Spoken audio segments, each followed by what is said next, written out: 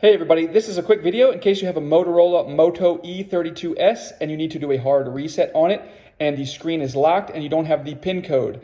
We can actually bypass that PIN code and actually get rid of it completely. However, it will wipe everything else off of your phone. But if you want to do that, it's quite easy to do. All you need to do is turn your phone off and then you want to press the power button and volume down button at the same time. And just keep holding it until it turns on. And it will boot up in this fast boot menu. And using the volume buttons, you will toggle through this menu here until you get to it says recovery mode. Once you get recovery mode, you will hit the power button to select it. And it will show you the Motorola logo. And then it will come up with a no command screen. Once the screen says no command, you just hit the power button and volume up button once.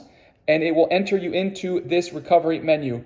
From here, you'll use the volume buttons to toggle down to wipe data factory reset and hit the power button to select it. That will open up a confirmation screen where you'll toggle to factory data reset and hit the power button to confirm, keeping in mind once you hit the power button here, there's no going back, everything will be deleted. Once you do that, you'll get back to this screen where you can reboot your phone, which will turn off and turn back on like it was when it came out of the box.